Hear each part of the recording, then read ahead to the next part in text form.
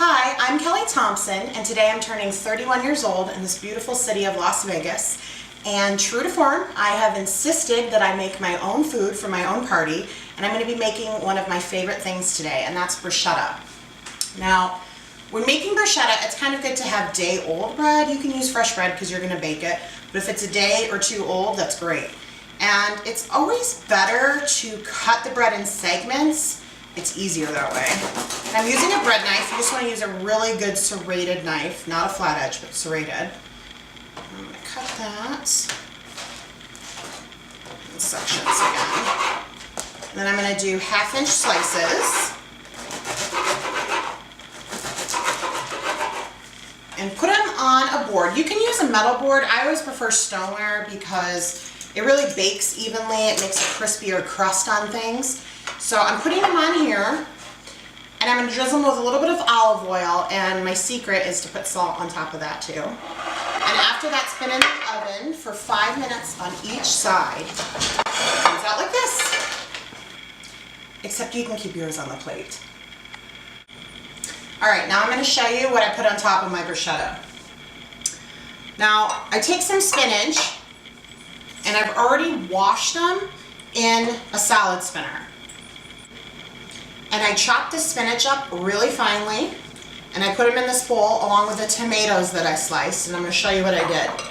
I took red and yellow tomatoes, and I know it can be really time consuming, but Food Network showed me this tip. Thank you very much, Food Network. You've taught me more than culinary school could. So let me show you. Take these deli lid containers, put the tomatoes in there, put the top of it on, get a serrated edge knife, and go through it this way. And all of them are sliced. Once I've done that, I actually just take the tomatoes and I squirt out the seeds into a little garbage bowl. And I like to keep the integrity of the tomatoes shape. I don't cut it up more than that. I just have them in little halves. And then I take basil that I also washed, and then I put it in the salad spinner and patted it dry. And what you can do is just kind of place them on top of each other and roll them up, and take a serrated edge knife and chop it into little chiffonades. It's a fancy word for saying ribbons. And put them in there. And also what I've done is chopped up an onion. When cutting an onion, always make sure that you leave the root end intact. But I'm going to cut it like this. And I'll cut the stem side off. And I'll take this off. Let's just take the first whole layer off, makes it easier. And if you keep the root end intact, the side that has all these little furry things, you won't cry, because that's where most of the vapors are left that make you cry. Cut it at an angle this way. And then this way, remember, leaving the root intact, so not going all the way back. And then, just slice like that.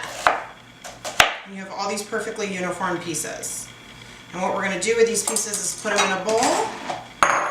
Once I chopped up the onion, I put water on top of it and just let it soak for about 30 minutes. And it just removes that real abundant oniony flavor just so it can be mild.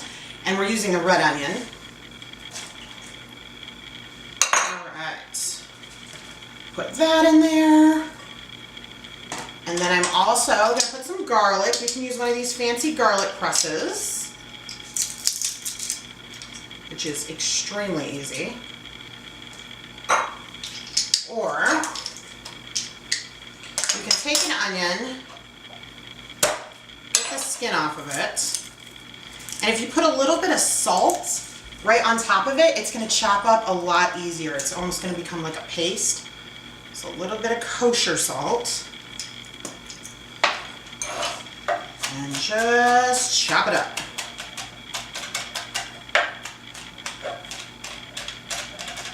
And if your hands are smelling like garlic, the best thing you can do is actually just put some water on them and rub them on anything that's stainless steel, like your sink, and it's gonna remove the garlic smell. Okay, so now I've got this in this bowl, and I'm gonna mix it with, I'd say, a half cup of olive oil. But I'm just gonna use the eyeball method there.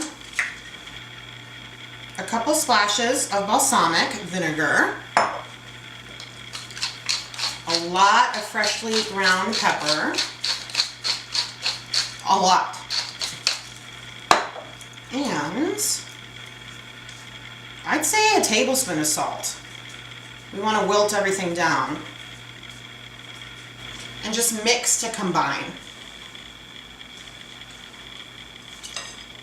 Once you've let the flavors just kind of marinate for a little while, I'd say 20 minutes, you can go ahead and put it on top of the bruschetta.